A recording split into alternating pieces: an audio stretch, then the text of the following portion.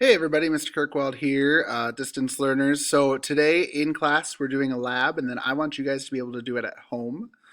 If you have the supplies needed to do it at home, I want you to try and complete the lab at home. There's just three things you need today. You need a penny, you need vinegar, and you need salt. If you don't have those things at home, I put this vinegar and salt demo here so you can still fill out our lab report as we're going through it. But if you do have those things, then I want you to try it at home. So you're going to go Monday today, distance learning. You're going to click on Penny Cleaning Lab. It'll automatically have you make a copy of it. And first, make sure to move this to your sixth grade science folder, please, so that you have it there and then I can come and take a look at it at any time as well.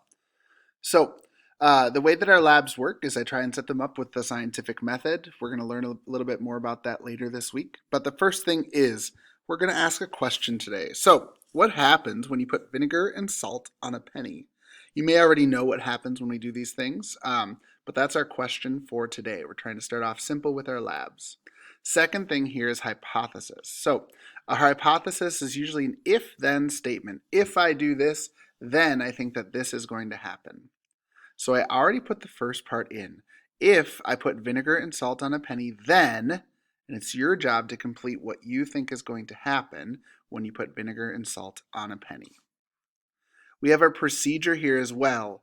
The first thing you're going to do is place your penny on a flat surface. So a kitchen table, a counter, somewhere where anybody at home is not going to be mad that you're about to pour vinegar and stuff on there. Second thing is to cover the penny with vinegar. If you have vinegar in a large jar, it might be kind of difficult. The best thing to do is if you have a straw or something like that at home, if you put the straw in the vinegar and then you put your finger over the top of the straw, it'll hold some vinegar in there. You put it right over the penny and then you can put some vinegar, you release your finger and you can put the vinegar right on the penny.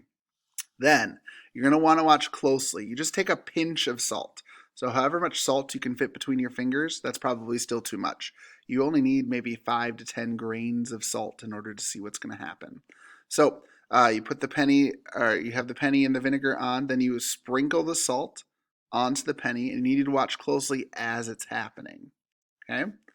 Uh, then our data today, you're going to describe the penny before you added. If you want to take a picture of it and put it in here, you can. If you just want to use your words to describe it, you can too. And then describe the penny after you added the salt and vinegar. So I want to see, or I want you to either show me with a picture or describe what it looked like before and what it looked like after. And then our conclusion today, what do the salt and what did